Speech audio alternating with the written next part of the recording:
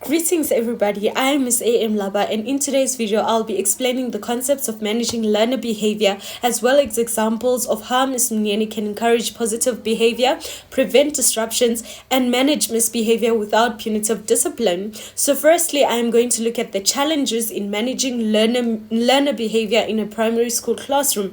Number one, we are looking at the diverse backgrounds and needs. So as we know, in a primary school classroom, learners come from various backgrounds and have different needs, which can make behavior management complex, right? So some learners may require extra support or have different learning styles, making it challenging to engage everyone effectively. Number two, we are looking at the short attention span. So as we know, younger learners generally have shorter attention spans, leading to restlessness and potential disruptions during lessons. This therefore requires us, the teachers, to maintain engagement constantly, right? And then number three, we are now looking at the inconsistent expectations. So in cases where learners experience different behavioral expectations at home, they may struggle to adjust to the classroom environment, which can lead to misunderstandings and conflicts. So as we know, maybe some learners at home, they are not really reprimanded for their misbehavior, so that too, they might bring it to the classroom, making it difficult for the teacher to handle, right?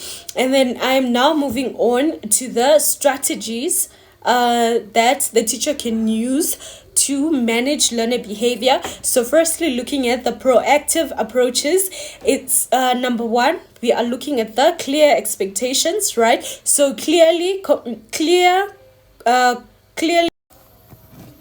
So firstly, looking at the strategies, we are looking at the proactive approaches that Ms. Mnyeni can use. So number one is firstly setting clear expectations. So clearly communicating behavior expectations at the start and reinforcing them consistently, right? So Ms. Mnyeni can establish clear age-appropriate rules and routines that outline behavior,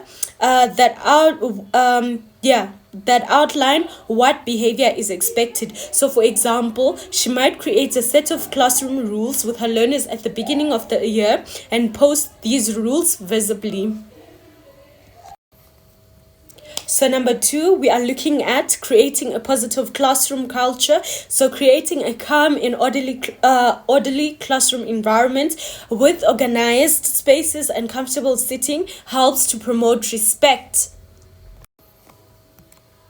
So with this, Ms. Mnyeni can set up a calm down corner for learners to visit when they feel overwhelmed, allowing them to self-regulate. Number three, we are looking at positive reinforcement. So rewarding positive behavior is an effective strategy that Ms. Mnyeni can use. So Ms. Mnyeni can use verbal praises, stickers, or a point system to reinforce good behavior. For example, she might say, "I am really appreciating how you have listened attentively during my lessons today." So which encourages the learners and others to follow, right? And as well as the sticker system, it basically boosts the learners confidence and the learners self-esteem as they are walking around the school with that sticker on their forehead, right? And then now moving on to the reactive approaches. So with the reactive approaches, number one, redirection. So when a learner begins to misbehave, Ms. Mnyeni can gently redirect their attention to a positive task. So for example, if a learner is talking during quiet work time, she can say, "I would really like it for you to focus on your worksheet so that you can finish your work on time for the activity,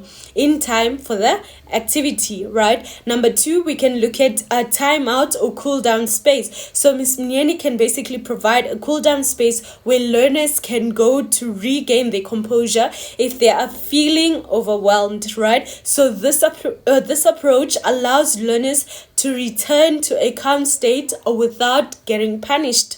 So number 3, we are looking at the restorative conversations. So rather than using punitive measures, Miss Mnyeni can use conversations to address misbehavior. So she can speak to the learner privately, discussing how their behavior affects others, and explaining ways in which to make amends, right? So this approach builds accountability and empathy. So, by blending the proactive and reactive strategies, Ms. Mnyeni can create a supportive and orderly classroom environment that encourages respect, reduces misbehavior, and promotes positive through constructive approaches. So by encouraging positive behavior, preventing disruption, and managing misbehavior, these are the ways in which Ms. Mnyeni can encourage positive behavior, prevent distractions, and manage misbehavior.